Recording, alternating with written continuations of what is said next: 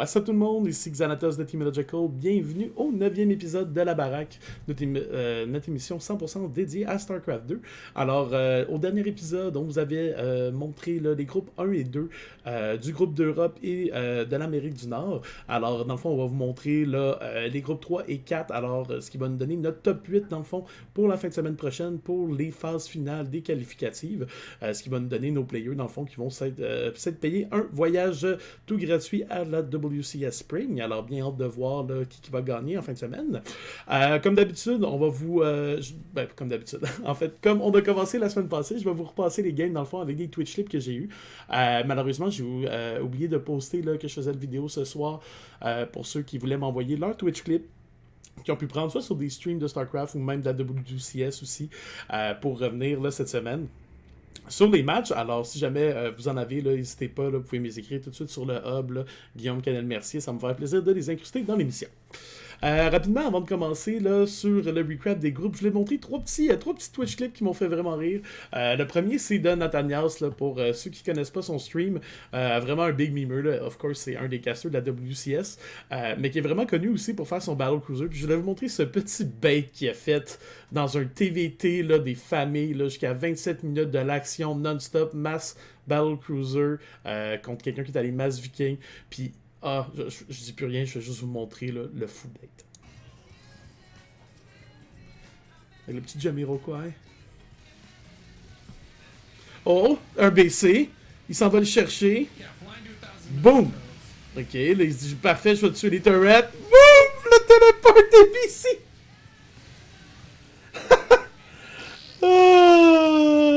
Pauvre gars! Pauvre gars! Il était tellement en train de perdre la game parce qu'il commençait à avancer le genre... Oups, j'ai oublié de détailler ça. Alors, dès qu'il commençait là, à perdre la game, dans le fond, l'autre avait réussi à amasser plein de vikings, puis genre, YOLO, ben, il va chercher un Battle Cruiser par-dessus les turrets, même s'il descend par la suite pour les péter. Il avait pris ben trop de dommages, téléport les Battle Cruisers. J'ai juste trouvé un beau moment là, sur le stream de Nathanias. Qui est vraiment pour tous les Terrans qui veulent aller faire un tour, ou juste les gens qui veulent se tenir informés de StarCraft. Ils parlent de beaucoup de choses qui sont sur la scène. C'est toujours super intéressant comme stream. Ça, c'est une petite vidéo sur les Terrans, dans le fond, tu sais. Souvent, en ce moment, là, tu sais, que ce soit sur Reddit ou n'importe quel forum là, de StarCraft, c'est certain qu'on peut voir là, que au niveau non coré, mais c'est certain que les Terrans ont un peu de la misère, tu sais, se tiennent un petit peu moins massivement dans les top 8, top 16. Mais je pense que, tu sais, il y a tellement de choses qui peuvent expliquer ça. Mais aussi, surtout que Terran, c'est tellement une race volatile qui est genre super bon pour faire du sniping, puis quand t'as le temps de préparer, puis c'est un petit peu ce que Nate puis Fear Dragon expliquait, puis je trouvais ça vraiment intéressant là, de le reprendre. And again, Terran is one of those races where I think we've seen it happen, we've seen it talked about a lot, where if you have time to prepare for specific players, it's a lot easier. You can see where maybe he says, okay, well, I noticed that Lambo seems to really be delaying all these other kind of things. I can go for fast. See that game number one. It's like the Maru effect when you study Terrans. Maru does a billion times better when he has time to prep for a match.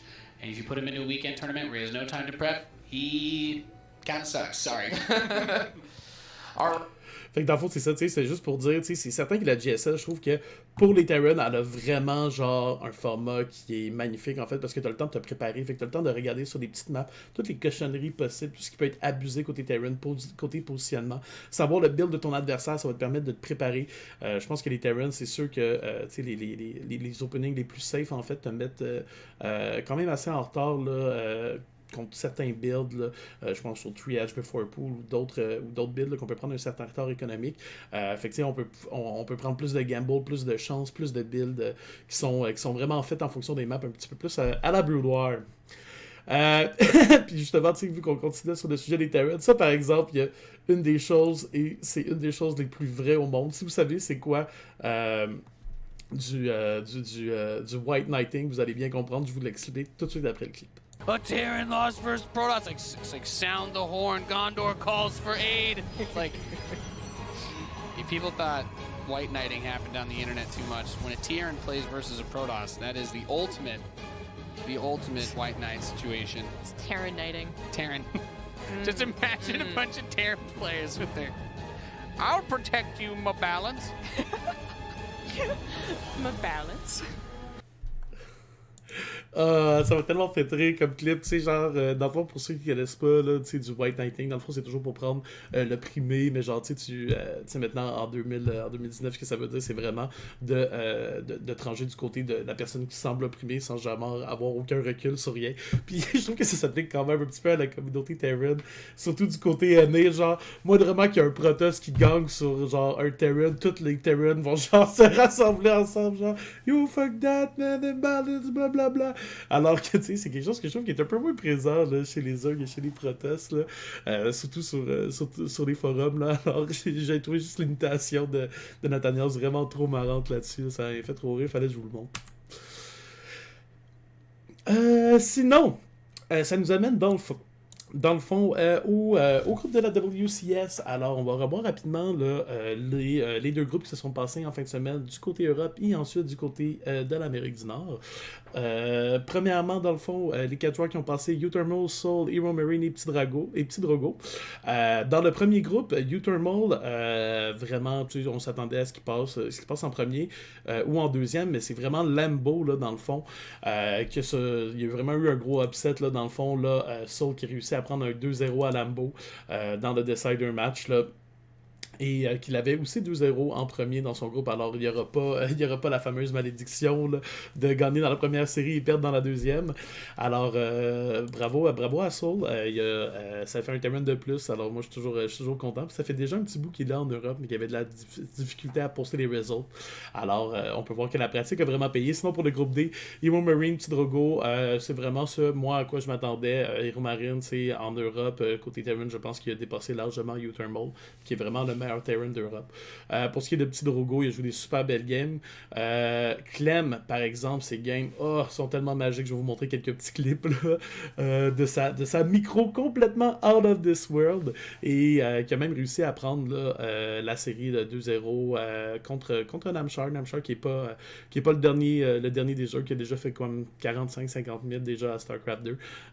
Donc qui est pas le top tier européen, mais qui est déjà dans au moins qui est déjà dans les meilleurs joueurs d'Europe, ça c'est certain. Alors c'est le fun de voir là, des petits jeunes là, comme Rainer et Clem là, devenir de meilleur en meilleur, mais c'est certain que je ne comparerai pas les deux à pied égal, en s'attend que Rainer, en plus après avoir gagné contre Serral, est vraiment une coche au-dessus. Ce qui va nous donner dans le fond le premier bracket du EU, Serral contre Soul, U-Thermal contre Rainer, Hero Marine contre Laser et Showtime contre Drogo. Et tout ça va se passer dans le fond ce samedi 4 mai, alors à ne pas manquer. Sinon, je vous ai montré. Je vais pas montrer. Sinon, j'ai pris quelques clips pendant les WCS. Je vais vous les montrer rapidement pour ceux de l'Europe. La première, elle m'a vraiment fait rire. C'est la deuxième game de Soul contre Lambo.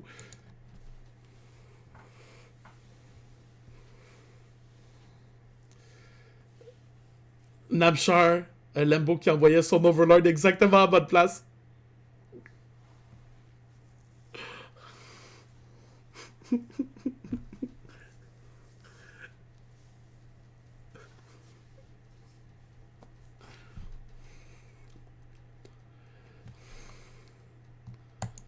Oh my god. T'sais, on peut voir que Namshar en plus avait tiré son Overlord pour aller voir un petit peu plus haut, comme vous pouvez le voir sur la minimap.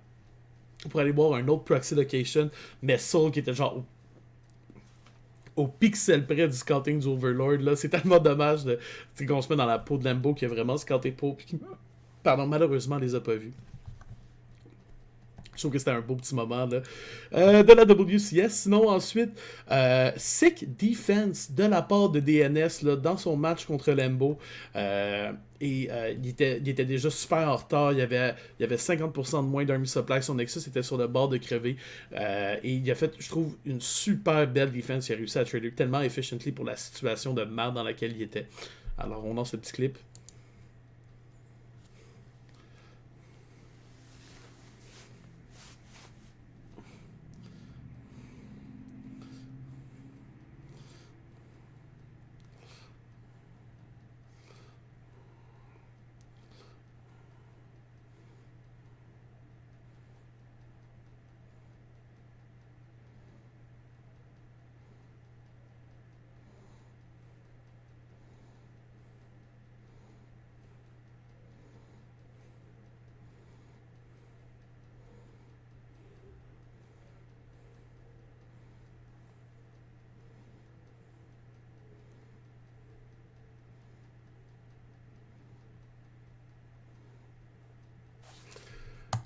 Fait que, genre, finalement, Lambo a réussi à prendre le Nexus et tout, mais je trouve que la defense avec le Warp Prism Juggle était vraiment excellente. Là. Ça me fait penser toujours à ce qu'M. Canning disait, là, Warp Prism and a Dream. Vraiment full année, là. Alors, DNS, là, qui malheureusement va s'imposer là, dans ce match. Mais je trouve que sa defense était tellement solide ici.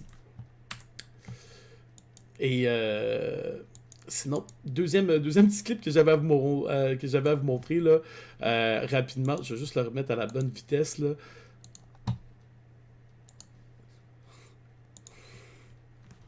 On peut voir Emo Marine comme petit Drogo, gros drop dans la main, attaque sur la third. Regardez le maraudeur. Regardez le maraudeur.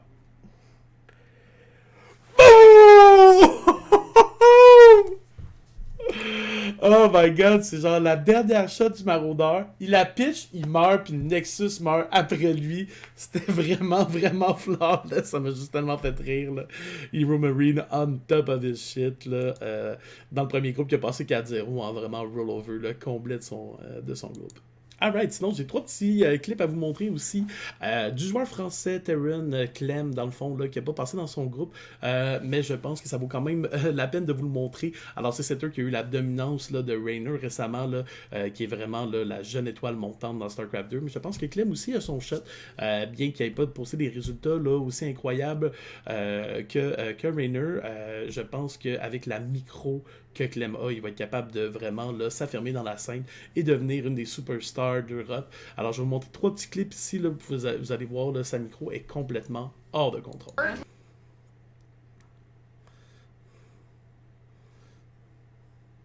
La petite quête, la petite micro. Hop, là, regardez les 2 tanks.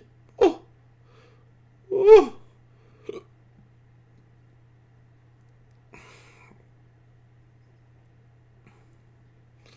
Marines good unit!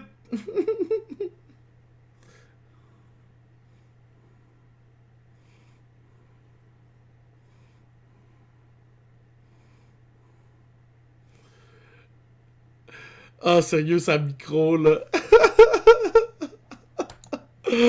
Ah, puis finalement, là, Clem va perdre cette game, là, mais vous avez, comme je vous disais, là, la micro de ce gars-là, là, complètement hors de contrôle. Là.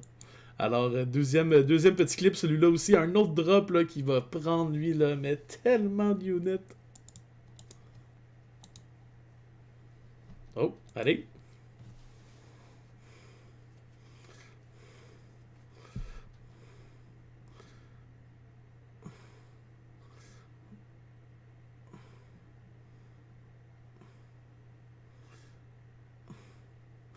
Il a déjà pris des Stalkers, le Colossus, des Phoenix. Il prend 5 probes, 6 probes, 7 probes, 9 probes. Restim pour le Stalker. Repète un Phoenix. Puis 2 autres probes. Ah, ce petit gars-là, là, quand il va avoir du decision making puis des plus beaux builds, là, je vous garantis que vous allez le revoir en Europe de plus en plus. Et le petit dernier clip que j'avais montré à propos de Clem, là, c'est celui-là ici, là, dans sa première game contre Petit Drogo, qui lui a fait un fou all-in. Mais on peut voir là, la micro là, de Clem. Less than he would have otherwise. The Viking seems like it may have noticed that observer for a second, decides not to bother scanning. Kills a stalker.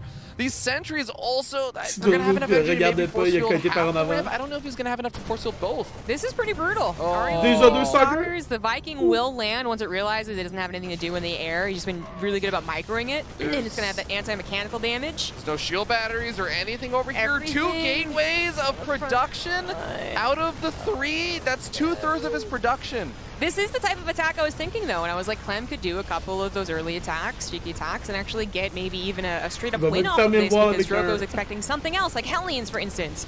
It's not. Oh! Immortal taking a lot of damage. Siege Tank's focus fire down. The gateway's gonna get taken out. That's it. So Et c'est le GG. On peut même voir à la fin, là, il a décidé de pas target la gate pour que le goulot d'étranglement soit plus petit, que les 2 tanks en arrière mettent le plus de dégâts. J'ai trouvé que c'était juste vraiment de la super belle micro de la part de Clem.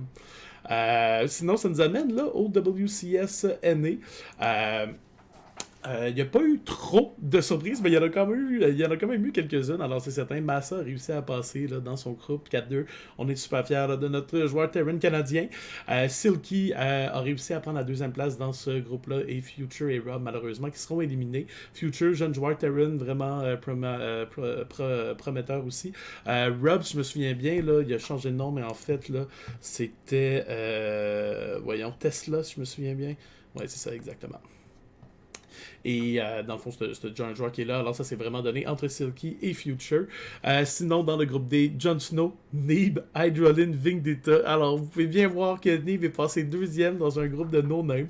C'est pas pour être bitch contre Jon Snow, mais tu sais, c'est certain que tout le monde le voit un peu comme le gatekeeper là, de NA, là, qui est toujours le joueur qui va faire le top 8, mais il passe toujours en 2e. Il est toujours dans le même groupe que Neeb aussi, ironiquement. Je pense que c'est la 3e ou 4e fois de suite. Il a vraiment pas de chance, mais c'est la première fois qu'il passe par-dessus Neeb. Et non, c'est pas lui qui l'a battu, c'est Hydraling. La première série 2-1, c'était complètement fou. Sérieux, Hydraling, je vous recommande les games, là, sérieux.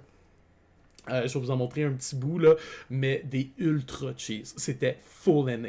Genre, le gars, il s'est dit, man, c'est sûr que je peux juste gagner en choosant comme un joueur contre Neeb, passer 30 workers, c'est sûr que c'est lui qui gagne, fait qu'il l'a all-in, là. Mais c'était tellement sale, là.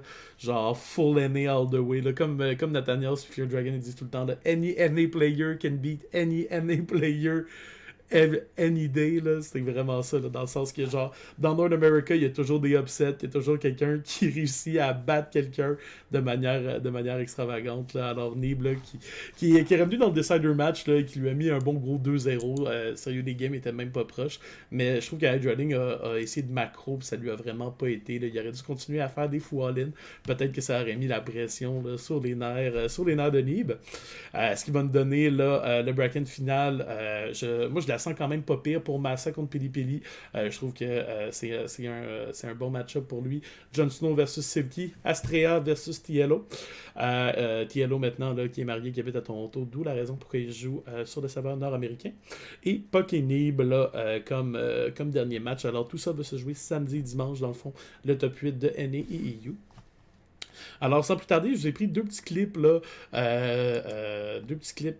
voyons, pendant le WCS NA. C'est certain que j'en avais un petit peu moins, j'ai dû les regarder assez vite, mais je voulais quand même vous mettre le moment avec les Nidus de Hydraling, ça valait quelque chose. I'm gonna see this in the Twitch chat when this is over. Can I get a baby rage? Il a I want to see double everybody Nidus. in chat spamming that. This is potentially the greatest. Il a pas laissé les 2 stalkers dans le trou. GG!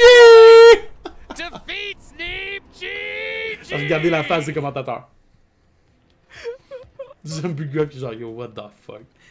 This is America.